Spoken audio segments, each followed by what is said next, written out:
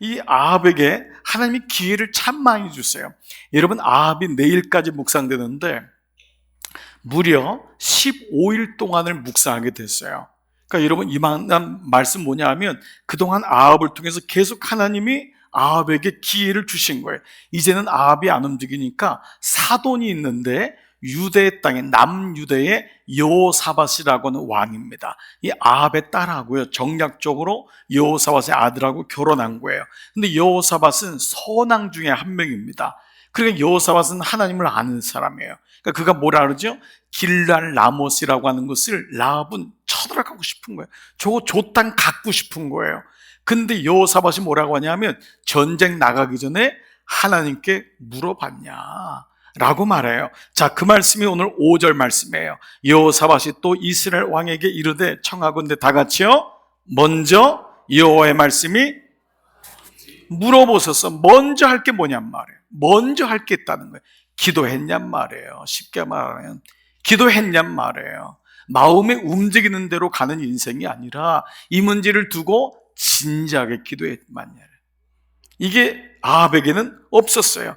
그런데 하나님이, 여러분 오늘 이 말씀을 통해 보지만 우리는 아합의 악행에 대한 말씀을 계속 듣고 있지만 여러분 중에는 목사님, 아합이 악한 것보다는 좀 다른 것 같아요.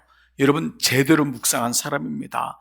여러분의 제가 2주 동안 여러분 아합의 악행 때문에 좀 어려울 거라는 말씀을 드렸어요. 그런데 어떤 분은 제대로 제 마음이, 제가 여러분에게 어떤 얘기를 하는지를 알으신 분이 있을 거예요. 오히려 이 말씀은 여호와의 기회 주심이에요. 아합에게 바로 하나님의 기회 주심, 이것이 이 아합의 일생을 계속하는 거예요. 그러니까 여러분, 아합에게 하나님이요 기회를 안 준 게 아니에요. 어떤 왕보다도 더 많은 선지자를 투입시킵니다. 게다가 사돈까지도 투입시키는 거예요. 그러니까 진짜 아합은 하나님께 은혜를 받은 사람인데 정말 은혜를 몰라요. 근데 이 모습이 죄송하지만 저와 여러분의 모습하고도 별 다르지 않다는 거예요. 자, 오늘 이제 그런 맥락에서 보면은요, 그는 오히려 하나님께 묻지 않고 누구에게 묻죠?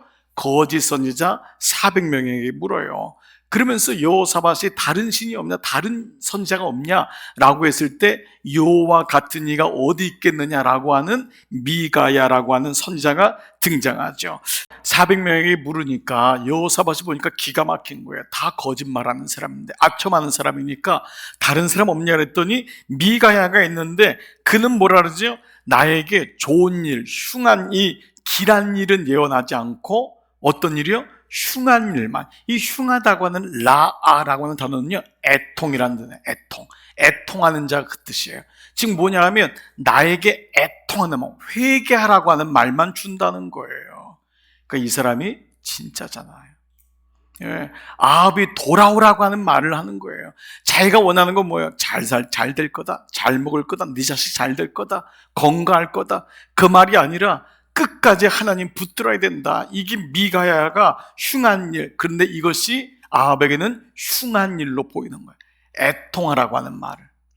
정말 참 이 아합이, 그래서 뭐라 그러죠? 내가 그를 미워하나이다. 그랬더니 여호사밧이 뭐래요? 왕은 그런 말씀을 마셨어요. 이거의 정확한 번역은 왕은 왕으로서 그런 말씀하시면 안 됩니다. 왕은 그렇게 예수 믿으면 안 됩니다. 왕은 그렇게 신앙생활하면 안 됩니다. 이렇게까지 여호사밧이 얘기하죠. 자, 이런 의미로 본다면 저는 이 표현이 참 좋아요. 인생의 방황은 하나님 품 안에서 끝나고, 아멘. 신앙생활의 방황은요, 말씀이 있는 사람, 말씀이 있는 교회에서 끝나는 줄 믿습니다. 그래요. 그게 안 되면은 늘 아합처럼 자기 보챔에 끌려다니는 거예요. 하나님이 없으니까 늘 자기 마음속에 보챔에 끌려다니고, 신앙생활도 마찬가지예요. 말씀이 있는 곳에서 여러분의 인생의 방황, 신앙생활의 방황이 멈춰야 되죠. 자, 미가야가 어떻게 말하죠? 이번 전쟁에 나가면은, 오늘 17절에 뭐냐면 전쟁터 나가면 당신 죽는다. 당신 죽는다. 백성들은 뿔뿔이 흩어진다. 이 얘기를 하는 거예요. 그럼 미가야는 마음속에 있는 하나님이 주신 마음을 얘기하는 거니까 무슨 말이냐? 이 전쟁터 나가면 안 된다. 이 전쟁하면 안 된다. 그런데 이 얘기를 아합은 듣지 않아요. 그리고 이 전쟁에서 죽어요. 자, 그러면서 19절에 이 사람, 하나님의 사람 미가야가 뭐라고 말하냐? 19절, 미가야가 이르되 그런즉 왕은 여호와의 말씀을 다 같이요 들으소서. 이 사람이 옆에 있어야 돼요. 여러분, 오늘 주일날이 어떤 날입니까? 여러분, 그냥 마음의 위로받기 온 그 차원이 아니잖아요. 그러려면 뭐 드라마 보고 있죠. 여호와의 말씀이 여러분에게 들리기를 축복합니다. 들어야 돼요. 어떤 분은 자녀를 막 데려오고 싶어하는 분이 있어요. 왜냐하면 그가 부모의 말을 안 듣거든요. 그런데 그가 예배 시간에 하나님의 음성이 들려지기를, 저는 그 부모 마음 이해가 돼요. 정말 부모의 마음이 하나님의 음성이 들려야 돼요. 오늘 우리에게도 하나님의 음성이 들려야 되잖아요. 미가야는 왕이요, 이제는 하나님 말씀을 좀 들으세요. 고집대로 살지 마세요. 그러면 아합이 그의 인생을 끌고 갔던 고집이 뭘까요? 아합은 왜 이렇게 묻지도 않고 듣지도 않고 이렇게 살았을까요? 첫 번째입니다. 다 같이 한번 읽어볼게요. 시작. 경험이 은혜보다 커질 때. 기억하십시오. 경험은 여러분 중요한 겁니다. 인생을 살면서 경험을 얻는 것, 결혼을 하고 자녀를 낳고 또 인생에서 직장 생활하고, 이런 모든 경험은 우리에게 소중합니다. 그런데 이 사단은요, 얼마나 머리가 좋은지 몰라요. 이 경험이 하나님보다 앞서게 합니다. 그래서 별로 하나님께 물어보지 않아요. 내 머리로 합니다. 내 경험으로 합니다. 그런데 믿음은 경험이 은혜보다 앞서게 되면 하나님을 필히 떠나게 되어 있습니다. 이게 오늘날 마귀가 주는 어찌 보면 굉장히 교묘한 작전이에요. 지난주 엘리야 말씀 기억하세요? 엘리야는 하나님이 어떻게 임재해야 되죠? 저 나쁜 놈들은 지진으로, 강한 바람으로, 불로 임재하셔야 돼요. 네, 하나님은 세미한 음성으로 임재하셨어요. 그럼 뭘 보여주시는 거예요? 너가 기대했던 내가 아니라는 거예요. 오늘도 마찬가지입니다. 그래서 하나님의 음성에 굉장히 센시티브한 사람은 하나님이 어떤 것을 들려줄 때도 거기에 대해서 반응하는 거예요. 아, 하나님이 이렇게까지 나에게 말씀하시는구나. 어떤 사람은 똑같이 반응하는데 화를 내는 분이 있어요. 분노하는 분이 있어요. 씩씩대는 분이 있어요. 그러나 모든 영역에서 하나님은 우리에게 말씀하는 있는 거죠. 그렇습니다. 경험이 은혜보다 커질 때, 아합은 정치를 잘했다 그랬어요. 아합은요, 경제력도 있었어요. 그런데 하나님께 묻지 않았어요. 여러분이 높은 곳에 올라가고 나름대로 잘 되고 많은 것을 누릴 때 조심하셔야 돼요. 그 경험이 결코 전부가 아닙니다. 그 모든 경험은 하나님이 주셨고 하나님 밑에 있음을 기억하셔야 돼요. 두 번째는 바로 이겁니다. 다 같이 시작. 소유처럼 중요한 게 어디 있습니까? 여러분 인생 살면서 적당한 소유가 있고 소유가 또 적당하게 또 있으면은 그만큼 삶을 누릴 수 있는 것은 분명합니다. 그런데 문제는 뭐죠? 소유가 소유욕이 될 때가 문제입니다. 그러면 끌려가기 시작해요. 하나님과의 관계에 빨간불이 들어와요. 아합의 한번 경우를 볼게요. 아합이요, 사건 중에 여러분 목요일 말씀이 21장인데 아합의 인생에서 분기점이 된 인생이 있어요. 바로 나봇의 포도원 사건입니다. 여러분 아시죠? 왕궁 앞에 뜰이 하나, 가든이 하나 있는 게 나봇이라는 사람이 가지고 있는 포도원이에요. 아니 이스라엘 전부가 아합 건데 왕이 그게 눈에 딱 들어온 거예요. 들어오는 순간부터 잠을 못 자는 거예요. 뺏고 싶은 거예요. 그걸 누가 옆에서 그 마음을 막 자극하죠? 아내인 이세벨이 자극해서 다 쳐 죽여버리잖아요. 그 사건으로 인해서 완전히 아합의 인생은 그때부터 하나님과 멀로 떨어질 뿐 아니라 비참한 인생으로 가요. 자, 그때 그 사람의 마음이 어떠냐? 소유에 붙잡혔던 그 아합의 모습이 21장 4절이에요. 아합이 근심하고 답답하여 왕궁으로 들어가 침상에 누워 얼굴을 돌리고 식사를 아니하니. 이게 아합의 모습이 왕의 모습이 아니죠. 왕의 자녀의 모습이 아닌 거예요. 그의 내면이 소유욕에 붙잡힐 때, 소유는 소중해요. 그러나 여러분 그것이 우리의 인생을 하나님보다 더 먼저 끌고 가고 그것이 우리의 인생을 붙잡고 있을 때 우리는 그걸로 인해서 너무 힘들 때가 많이 있어요. 돈이 일만하게 뿌리가 아니라 돈을 사랑하는 것이 일만하게 뿌리예요. 그 사랑은요, 러스트라고 하는 욕망입니다. 돈의 욕망에 붙잡히면은 하나님을 잊어버리는 경우가 많습니다. 여러분, 오늘 이 말씀 속에서 다시 우리는 신앙적으로 세워줘야 될 의미가 있는 거죠. 자, 그렇다면 오늘 여러분 조금만 더 제가 한 단계를 한번 좀 더 가볼게요. 그렇다면 어떻게 우리 삶 속에 묻는다는 것, 듣는다는 것이 어떤 말씀일까? 뭐든지 성경은 근원적인 말씀이 중요해요.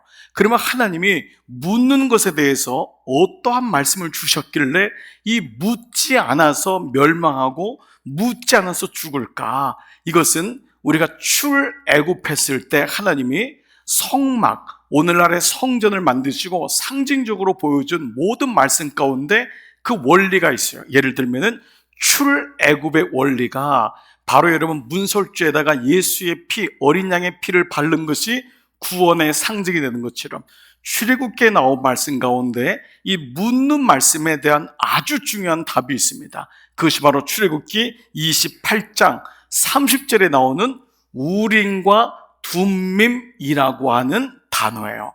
여러분, 우림과 둠밈을 여러분 중에 이미 알고 계신 분도 많을 거예요. 그런데 혹시 듣긴 들었는데 이게 무슨 말씀인가 하는 분들, 오늘 잘 말씀을 한번 들어가 볼게요.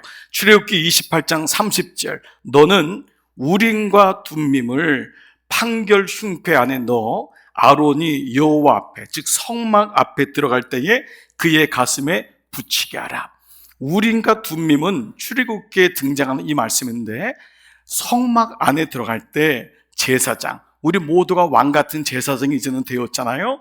그 당시에 하나님께 예배드리는 제사장이 가슴에다가 흉패를 붙여요. 근데 이 흉패가 어떤 모양이냐면 이런 모양이에요. 여러분이 보면 저 가슴에 사각형, 정사각형이 있는데 그게 12보석으로 12지파를 상징하는 보석이 있고 요 안쪽에 안주머니가 있는 거예요. 그래서 여기다가 우림과 둠밈이라고 하는 두 개의 돌을 집어넣은 거예요. 이 돌의 크기나 모양에 대해서는 성경은 나와 있지 않아요. 그러나 우림과 둠밈이라고 하는 두 돌을 이 안에 집어넣어서 그때에 집어넣었을 때 이 흉패가 판결 흉패가 되는 거예요. decision, 판결할 수 있는, 즉 여호와의 뜻이 무엇인지를 알 수 있는, 즉 제사장의 역할은 뭐냐 하면 어떤 문제가 있을 때 하나님께 묻는 거예요. 물을 때 성경의 제비를 뽑는다고 하는 건 이 우림과 둠밈을 꺼내는 거예요. 근데 중요한 거는 확률의 문제가 아니라 50% 50%의 확률의 문제가 아니라 그때마다 하나님 앞에 가서 내 경험과 소유를 가지고 얘기하는 것이 아니라 하나님 어떻게 하면 좋습니까? 라고 하는 의미를 가지고 있어요.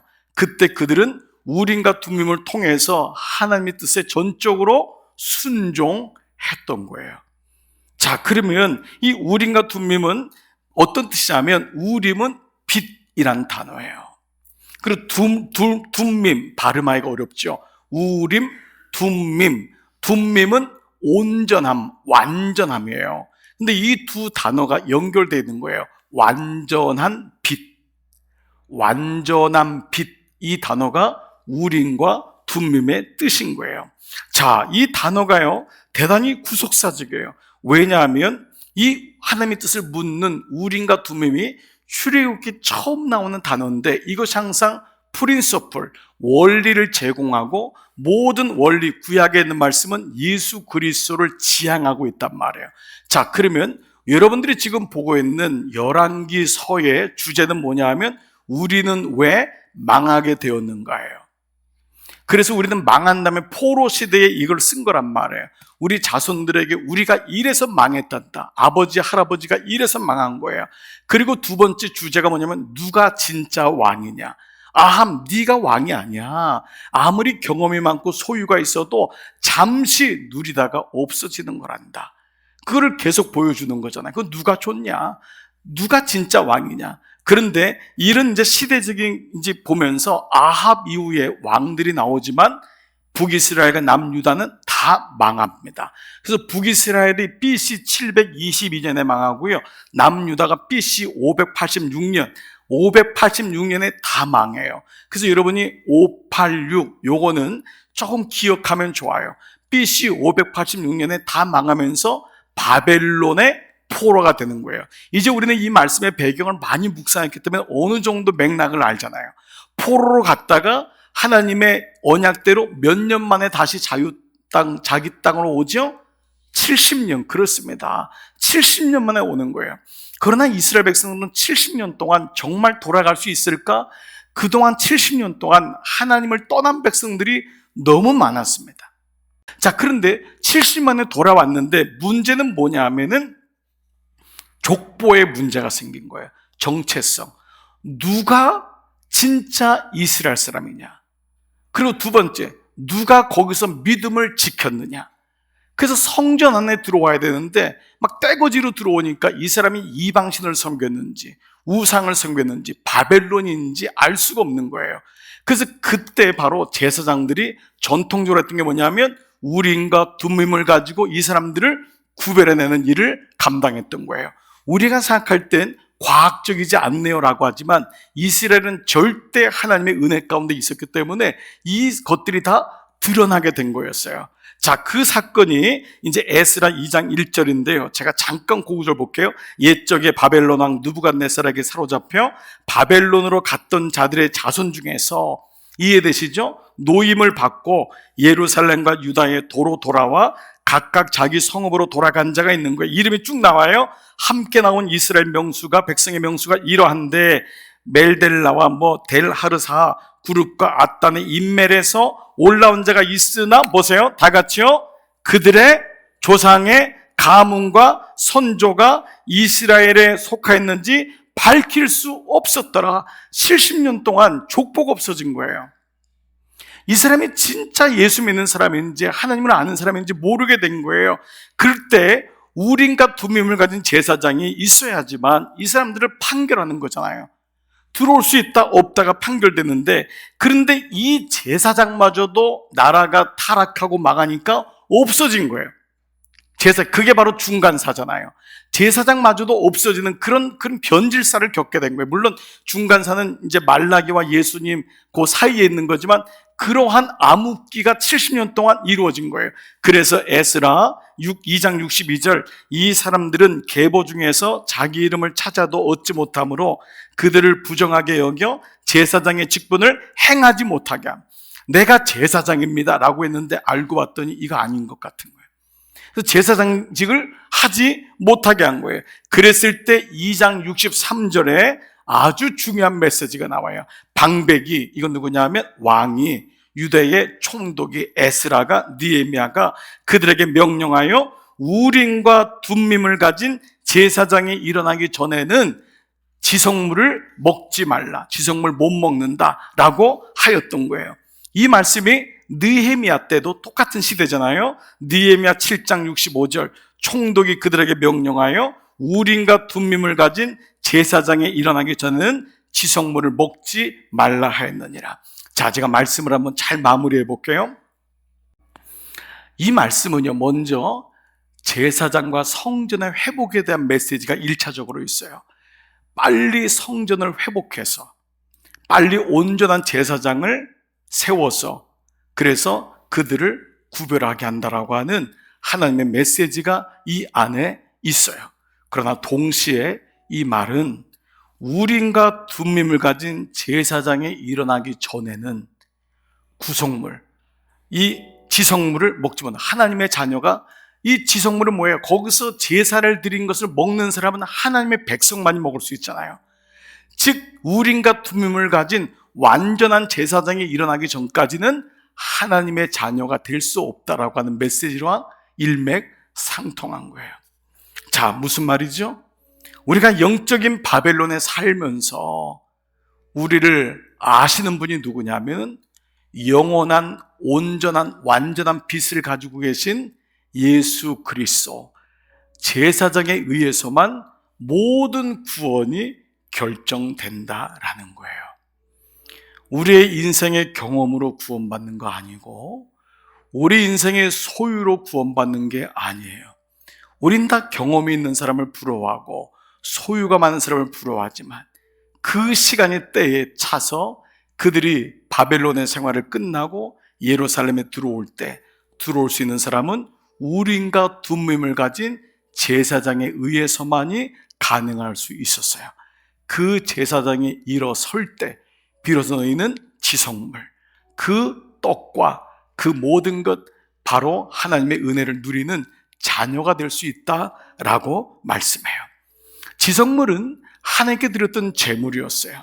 내 죄를 사해주고, 그리고 화목제물이에요. 이웃과 범죄하고 하나님과 범죄했을 때 그 지성물을 마음껏 먹을 수 있었던 거예요. 그런데 예수님이 당신이 화목제물 되셨어요. 유월절에 어린 양이 되신 거예요. 그래서 제자들에게 뭐라고 말하냐면 요한복음 6장 54절, 내 살을 먹고 내 피를 마시는 자는 영생을 가졌고, 이 얘기를 들었을 때 초대교회에 있었던 사람은 예수 믿는 사람을 성찬식할 때 식인종이라고 생각했어요. 이해를 못했던 거예요. 예수님이 화목제물 되시고 예수님을 위한 구속제물이 되어서 그분이 내 살을 먹고 내 피를 먹어야지만 너희가 영생을 얻는다. 내가 바로 우림과 둠밈을 가진 제사장이고, 이로 인하여 너희가 지성물을 먹는 하나님의 자녀가 되었다는 것을 말씀하는 이 말씀이에요. 성경은 오직 예수 그리스도만을 얘기하고 있어요. 이것이 성경이에요. 오늘 왜 아합이 묻지도 않고 듣지도 못했을까요? 그 안에 경험과 소유가 너무 강했어요. 오늘 우리에게 한번 적용해 봤으면 좋겠어요. 내 안에 누가 계십니까? 바로 영원한 빛 대신 예수 그리스도. 우리가 교회를 나오는 이유는 교제하기 위함이 아닙니다. 밥 먹기 위함도 아닙니다. 봉사하기 위함도 아닙니다. 바로 예수 그리스도 때문에, 그분을 만나고 그 예수님을 만난 것을 명확히 말씀을 통해 깨닫고 세상에 나가 우림과 둠밈을 가진 분은 예수 그리스도 외에는 아무도 없다. 그 예수님이 내 안에 계시다. 오늘 이 고백이 오늘 말씀을 통해서 우리에게 비춰지고 있는 것입니다. 요한복음 1장에 태초에 말씀이 계시니라. 근데 그 말씀이 육신이 되어 우리 가운데 거하심에, 예수님의 말씀으로 우리 가운데 거하시기 때문에 오늘 아합의 말씀을 통해 말씀을 묵상하고 읽으면서 우리는 결국은 우림과 둠밈의 사건까지도 추적할 수 있었습니다. 사랑하는 여러분, 예수 그리스도만이 영원한, 온전한, 완전한 빛이 되심을 믿습니까? 그분이 우리 안에 영원한 빛이십니다. 어둠을 밝히시는 분이십니다. 그분이 바로 빛이고 말씀입니다. 이것을 알았던 다윗은 시편 119편 105절, 주의 말씀은 내 발의 등이요 내 길의 빛입니다. 등과 빛이란 의미가 바로 우림과 둠밈의 뜻입니다. 그분이 나에게 등불이 되고 그분이 나에게 빛이 되신다. 하나님 말씀만이, 그 말씀은 바로 예수 그리스도를 말씀하고 있습니다. 여러분 안에 예수님이 계십니다. 그 예수님을 홀로 놔두지 마십시오. 예수님이라면 어떻게 하셨을까? 예수님 어떻게 하면 좋지요? 내가 어떻게 하면 이 아이를 양육할 수 있나요? 이럴 때는 어떻게 하면 좋지요? 저 너무 몸이 아파요. 예수님 어떻게 하면 좋지요? 그때마다 영원한 온전한 빛이 되신 예수님이 여러분에게 말을 걸어오실 것입니다. 말씀하실 것입니다. 그것이 바로 예수님과의 동행입니다. 이번 한 주간 여러분 안에 있는 예수님을 홀로 놔두지 마십시오. 그분은 추상적인 분이 아닙니다. 날마다 주님과 교제하고 동행하시며 함께 가시는 이번 한 주 되시기를 주의 이름으로 축복합니다.